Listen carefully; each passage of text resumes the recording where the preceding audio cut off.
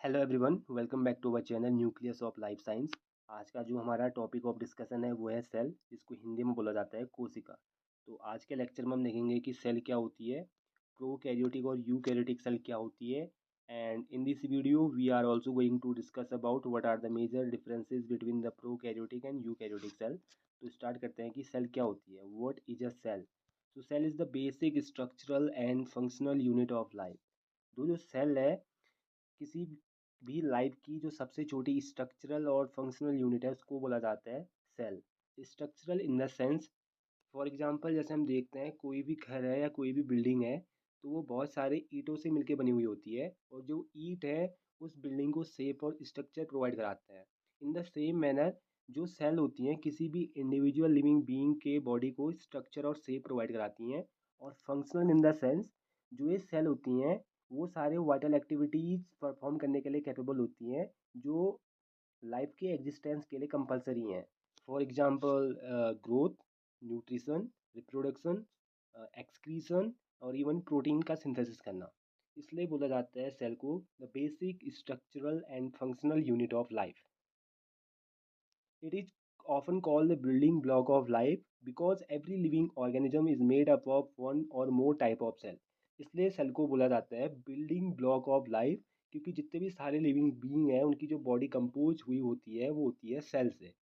अगर कोई इंडिविजुअल है जिसकी बॉडी एक टाइप ऑफ सेल से कंपोज हुई होती है, only one type of cell से कंपोज हुई होती है, इसको हम बोलते हैं यूनिसेलुलर ऑर्गेनिज्म, जिसको हम हिंदी में बोलते हैं एक कोशिकीय जीव।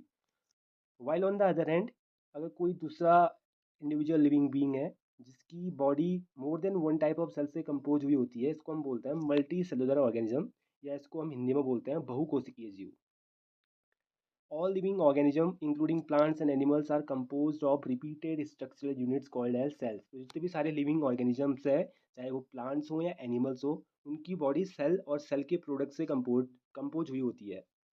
Each cell is independent in performing all necessary processes of life and is the least complex unit of matter which can be called as living। तो जितनी भी सारी cells हैं वो independently वो सारे function perform करने के लिए capable होती हैं, वो सारे प्रोसेस या वो सारे फंक्शन करने के लिए परफॉर्म होती हैं जो एग्जिस्टेंस के लिए नेसेसरी हैं।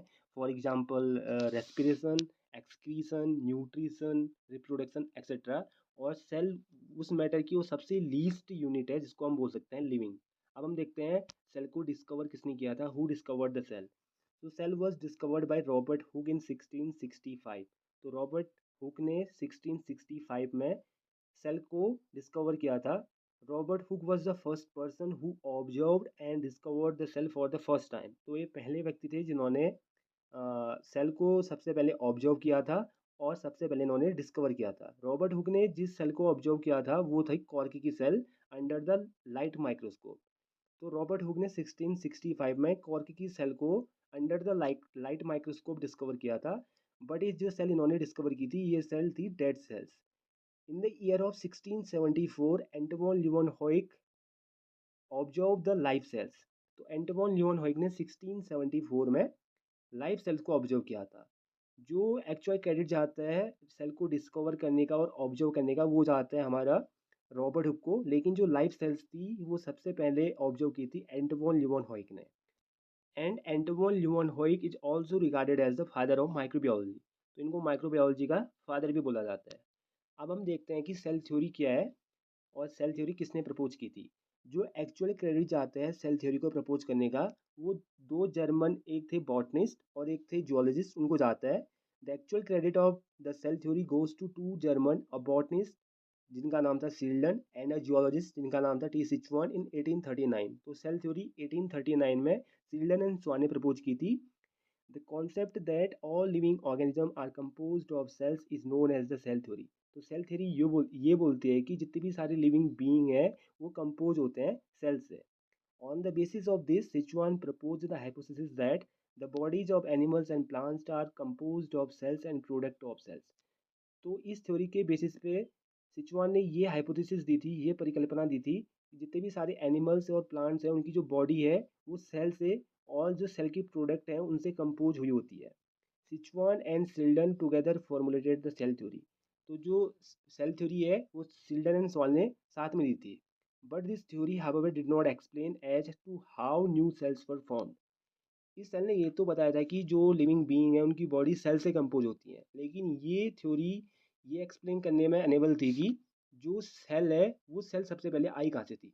तो इसके लेके 1855 में रुडोल्फ विर्चो ने कहा था ओमनिस सेलुला ई सेलुला। तो रुडोल्फ विर्चो एक डच साइंटिस्ट थे। इन्होंने ओमनिस सेलुला ई सेलुला बोला था। तो ये इन्होंने ग्रीक लैंग्वेज में बोला था। इसका मतलब होता है कि all the cells are arises from the pre existing sales.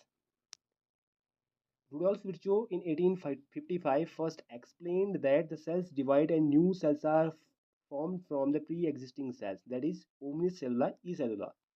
He modified the hypothesis of Seldon and Sichuan to give the cell theory a final shape. तो इन्होंने सील्डन एंड स्वान की जो सेल थ्योरी थी उसको मॉडिफाइड किया था और उसको एक फाइनल शेप दिया था। तो उस जो सेल थ्योरी के जो मेन पॉइंट थे, जो first one, all living beings are composed of cells. तो जितने भी सारे लिविंग बीइंग हैं उनकी बॉडी कंपोज होती है सेल्स से। All cells arise from the pre existing cells. तो जितनी भी सारी सेल्स हैं वो ऑलरेडी एग्जिस्टिंग जो सेल्स हैं या प्री एग्जिस्टिंग सेल्स हैं उनसे अराइज होती हैं। All cells are basically similar in chemical composition and metabolism. जितनी भी सारी सेल्स हैं उनका जो केमिकल कंपोजिशन है और मेटाबॉलिज्म है वो सिमिलर है। All living beings function because of the activities and interaction of these cells. तो जितने भी सारे लिविंग बीइंग्स हैं वो फंक्शन कर पाते हैं because of the interaction and activities of these cells. अब हम देखते हैं सेल का साइज क्या होता है। सेल का जो शेप है और साइज है वो वरी करता है type to type of cell. ठीक। अब फॉर एग्जांपल जैसे हम देखेंगे माइकोप्लाज्म। जो माइकोप्लाज्म है ये सबसे छोटी सेल होती है। Mycoplasma the smallest cell are only 0.3 micrometer in length. तो जिस माइकोप्लाज्म की जो सेल होती है वो ओनली 0.3 माइक्रोमीटर इन लेंथ होती है। वहीं बैक्टीरिया का देखा जाए it could be 3 to 5 micrometer in length. The largest isolated cell is the egg of an ostrich. तो सबसे जो लार्जेस्ट आइसोलेटेड सेल है वो क्या है, शुतुरमुर्ग का अंडा यानी egg of an ostrich. Among multicellular organism, human RBC are about 7 micrometer in diameter. अगर हम मल्टी सेलुलर ऑर्गेनिज्म में देखें, जो ह्यूमन की आरबीसीज होती हैं, ह्यूमन की रेड ब्लड सेल्स होती हैं जिनको हम इरिथ्रोसाइट्स भी बोलते हैं, तो इनका जो डायमीटर होता है वो 7 माइक्रोमीटर होता है। Now talking about the cell shape. Cell का शेप कैसा होता है। So the shape of cell may be disc like, polygonal, columnar, cuboid, thread like or even irregular. The shape the shape of cell may vary with the function they perform. तो cell का shape इस पर भी depend करता है कि वो किस टाइप का फंक्शन परफॉर्म कर रही है। Now talking about the unicellular and multi cellular organisms. आखिर एक कोशिकीय और बहुकोशिकीय जीव क्या होते हैं।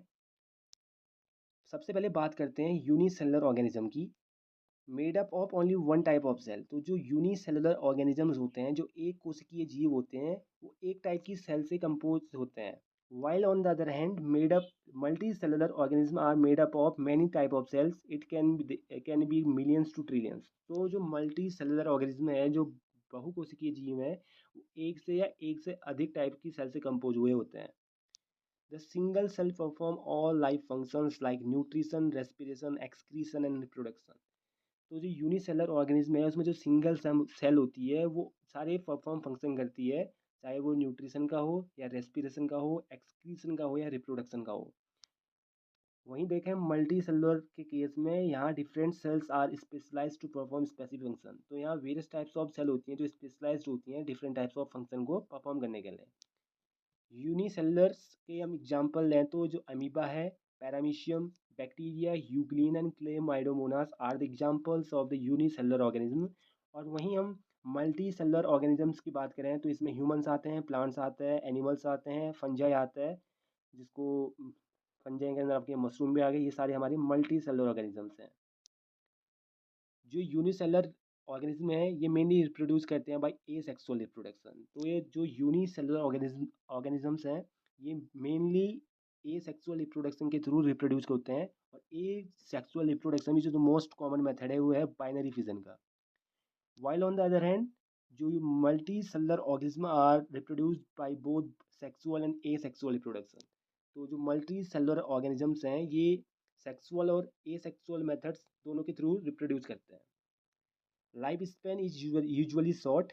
तो जो यूनिसेलर ऑर्गेनिज्म होते हैं इनका जो लाइफ स्पेन होता है वो बहुत शॉर्ट होता है। और वहीं देखा जाए जो मल्टी सेलर ऑर्गेनिज्म है, इनका जो लाइफ स्पेन होता है in compare to unicellular organism ज़्यादा होता है। They are usually microscopic and simple in structure. तो जो यूनिसेलर ऑर्गेनिज्म हैं ये माइक्रोस्कोपिक होते हैं, we can't see them without any microscope, और इनका जो स्ट्रक्चर होता है वो सिंपल होता है। और वहीं देखें मल्टी सेलुलर ऑर्गेनिज्म की बात करें तो they are usually microscopic and complex in structure. तो ये माइक्रोस्कोपिक होते हैं और इनकी जो बॉडी होती है वो कॉम्प्लेक्स होती है। अब हम बात करते हैं कि सेल के टाइप्स क्या होते हैं, what are the types of cell. A cell is the basic unit of life and all living organisms are made up of cell। तो सेल क्या है, किसी की लाइफ की सबसे छोटी स्मॉलेस्ट यूनिट है, इसलिए सेल को बोला जाता है the smallest structural and functional unit of life. Cells are mainly of two types. तो जो सेल होती है दो टाइप की होती है। The first one is the prokaryotic cell and the second one is the eukaryotic cell. तो बात करें प्रोकैरियोटिक सेल की, प्रोकैरियोटिक सेल में प्रो का मीन्स होता है प्रिमिटिव, या और कैरियन का मतलब होता है न्यूक्लियस। तो प्रो मतलब होता है प्रिमिटिव और कैरियन का मतलब होता है न्यूक्लियस। तो वो सारे लिविंग बींग जिसमें प्रिमिटिव टाइप ऑफ न्यूक्लियस पाया जाता है, जिसमें प्यूर न्यूक्लियस नहीं पाया जाता, उसको बोलते हैं प्रोकैरियोटिक सेल। और यूकैरियोटिक में यू का मतलब होता है ट्रू या गुड, और कैरियन का मतलब होता है न्यूक्लियस। तो यूकैरियोटिक सेल जिसमें ट्रू न्यूक्लियस पाया जाता है उसको बोलते हैं हम eukaryotic cell. Now talking about the prokaryotic cells. So prokaryotic cells are simple primitive cells. They do not have a true nucleus or membrane bound organelles। तो जितने भी सारे प्रोकैरियोट्स हैं, प्रोकैरियोटिक सेल है, ये सिंपल सेल्स होती हैं और ये प्रिमिटिव टाइप ऑफ सेल्स हैं और इनमें इनका ट्रू न्यूक्लियस नहीं पाया जाता है। और इसमें जितने भी सारे मेम्ब्रेन बाउंड ऑर्गेनल्स हैं, चाहे आपका वो माइट्रोकॉन्ड्रिया हो या क्लोरोप्लास्ट हो एंड सो ऑन, वो एब्सेंट होते हैं।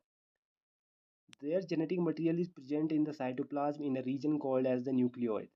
तो इनका जो जेनेटिक मटेरियल है वो साइटोप्लाज्म में प्रेजेंट होता है, और जिस रीजन में इनका जेनेटिक मटेरियल प्रेजेंट होता है उस रीजन में उसको बोलते हैं न्यूक्लियोइड। अगर वहीं हम यूकैरियोट्स की बात करें तो उनका जो जेनेटिक मटेरियल है वो न्यूक्लियस के अंदर पाया जाता है। They usually contain a single circular DNA molecule and may also have plasmid which are small extra DNA segment.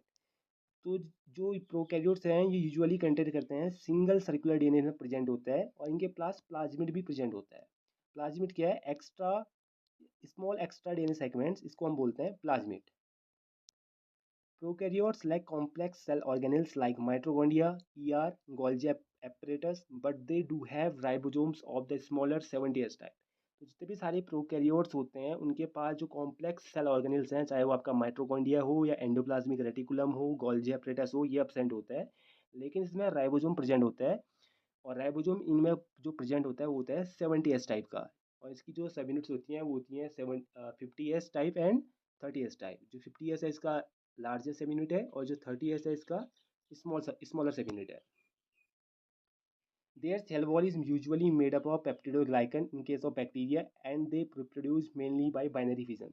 तो जो बैक्टीरिया होती है इनकी जो सेल वॉल होती है वो पेप्टिडोग्लाइकन की कंपोज हुई होती है, और ये मेनली रिप्रोड्यूस होते हैं with the help of asexual reproduction. और एसेक्सुअल रिप्रोडक्शन में भी सबसे कॉमन मेथड है बाइनरी फिजन का। A specialized form of cell membrane called mesosome is the characteristic of prokaryotes। तो ये इसमें एक स्पेशलाइज्ड स्ट्रक्चर पाया जाता है प्रोकैरियोट्स में, उसको बोलता है मीजोजोम। तो इनका ये वो फीचर है। और जो ये मीजोजोम है, जो सेल मेम्ब्रेन होती है जब उसकी इनफोल्डिंग हो जाती है तो उसको बोलते हैं mesosomes. They are essentially infoldings of cell membrane. वैसे मैंने आपको बताया था कि जो सेल मेम्ब्रेन होती है जब सेल मेम्ब्रेन की इनफोल्डिंग हो जाती है उस स्ट्रक्चर को बोलते हैं हम मीजोजोम। अब हम प्रोकैरियोट्स की बात करें तो इसमें सारे बैक्टीरिया आ जाएंगे एंड साइनोबैक्टीरिया आ जाएगा। तो एंड जो साइनोबैक्टीरिया ये बैक्टीरिया नहीं है, इसको हम कॉमनली बोलते हैं blue green algae. Now talking about the eukaryotic cells. Eukaryotic cells on the other hand are more complex and well organised. They have a true nucleus surrounded by a nuclear membrane and contain multiple linear chromosomes wrapped around histone proteins।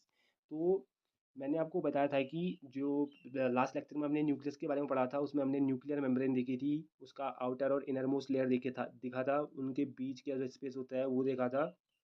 तो जो eukaryotes होते हैं उनमें true nucleus पाया जाता है और it is surrounded by the nuclear membrane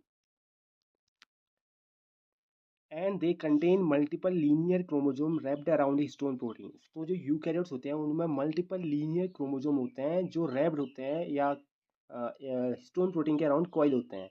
because जो डीएनए है वो नेगेटिवली चार्ज मॉलिक्यूल है, और जब वो negatively charge molecule histone protein के अराउंड कोइल हो जाता है तो मोर कंडेंस फॉर्म में आ जाता है, उस स्ट्रक्चर को बोलते हैं हम chromosome. These cells have membrane-bound organelles such as the mitochondria, endoplasmic reticulum, Golgi apparatus, lysosomes, chloroplasts in plants, and their ribosome are of larger ATS type। तो जो यूकैरियोट्स हैं इनमें मेम्ब्रेन बाउंड ऑर्गेनल्स पाए जाते हैं, जिसमें सबसे पहले हमारा माइटोकॉन्ड्रिया प्रेजेंट होता है, एंडोप्लाज्मिक रेटिकुलम प्रेजेंट होता है, गोल्जी apparatus प्रेजेंट होता है, लाइसोसोम प्रेजेंट होता है, एंड क्लोरोप्लास्ट प्रेजेंट होता है इन केस ऑफ प्लांट। और जो इनमें राइबोसोम प्रेजेंट होता है वो होता है एटीएस टाइप का। माइटोकॉन्ड्रिया मैंने बताया था कि इसका जो मेन फंक्शन है to provide energy. Endoplasmic reticulum मैंने बताया था दो टाइप की होती है, आरईआर एंड एसईआर। और गोल्जी एपरेटस का वर्क होता है मेनली पैकेजिंग में। लाइसोसोम को बोला जाता है suicidal bag of the cell. And chloroplast हमारा प्रेजेंट होता है किसमें, इनकी प्लांट सेल में, जो मेनली फोटोसिंथेसिस के लिए रिस्पॉन्सिबल होता है। और इसमें जो राइबोसोम प्रेजेंट होते हैं वो होते हैं एटीएस टाइप के। और इसकी दो सब यूनिट होती हैं, एक होती है लार्जर एंड एक होती है स्मॉलर। जो लार्जर सब यूनिट होती है वो होती है 60s टाइप की, एंड जो स्मॉलर सब यूनिट होती है वो होती है 40s टाइप की। The cell wall is present in plants is made up of cellulose and in fungi made up of chitin but absent in animals। जो सेल वॉल होती है वो प्रेजेंट होती है प्लांट्स में, जो बनी हुई होती है सेलुलोज की। और वहीं फंगस में देखें तो वो सेल वॉल बनी हुई होती है काइटिन की, लेकिन जो सेल वॉल होती है वो absent होती है एनिमल्स में। Eukaryotes reproduce both sexually and asexually and their cell division occur by mitosis और meiosis। तो जो यूकैरियोट्स होते हैं वो बोथ सेक्सुअली और एसेक्सुअली रिप्रोड्यूस करते हैं, और इनमें जो सेल डिवीजन होता है, सेल डिवाइड होती है, वो बाय माइटोसिस और मियोसिस होती है, और सेल डिवीजन के प्रोसेस को बोलते हैं cytokinesis. All eukaryotic cells are not identical. तो जितनी भी सारी यूकैरियोटिक सेल्स हैं वो आइडेंटिकल नहीं होती हैं। Plant and animal cells are differ as the former possesses cell walls, plastids and large central vacuoles which are absent in animal cell। तो plant and animal cell भी एक दूसरे से डिफर होती हैं। जो plant cell है उसमें cell wall प्रेजेंट होता है, प्लास्टिड प्रेजेंट होता है, क्लोरोप्लास्ट प्रेजेंट होता है, और यही सारी चीज़ें हमारी एनिमल सेल में absent होती हैं। On the other hand animal cells have centrioles which are absent in plant cell. तो एनिमल सेल में सेंट्रियोल्स प्रेजेंट होते हैं जो प्लांट सेल में absent होते हैं। बात करें हम एग्जाम्पल की, और यहाँ पे जो एग्जाम्पल है वो प्रीवियस स्लाइड का आ गया है। ये है प्रोकैरियोटिक ऑर्गेनिजम्स, जैसे हमारे बैक्टीरिया हो गए, साइनोबैक्टीरिया हो गए, ये सारे क्या हैं, प्रोकैरियोट्स हैं। और यूकैरियोट्स में हम सारे एनिमल्स आ गए, मैमल्स आ गए, रेप्टाइल्स आ गए, ये सारे क्या हैं, यूकैरियोट्स हैं। अब बात करते हैं हम डिफरेंस की between prokaryotic and eukaryotic cell के बीच। तो सबसे पहला डिफरेंस है, जो प्रोकैरियोटिक सेल होती है उसमें न्यूक्लियर मेम्ब्रेन अब्सेंट होती है, और वहीं यूकैरियोट में न्यूक्लियर मेम्ब्रेन या न्यूक्लियर एनवलप प्रेजेंट होती है। जो प्रोकैरियोटिक सेल होती है इसमें डीएनए नेक्ड होता है।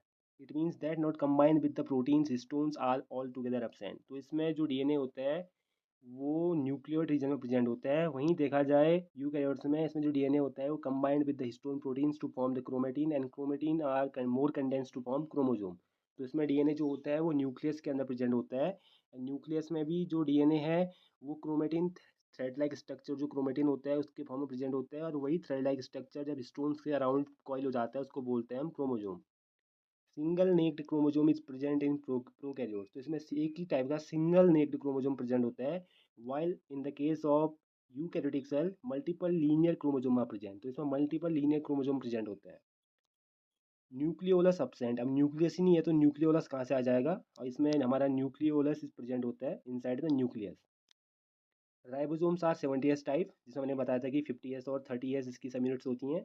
और यहाँ यूकैरियोट्स में हमारा 80s टाइप का प्रेजेंट होता है। Mitochondria are absent respiratory enzyme on plasma membrane.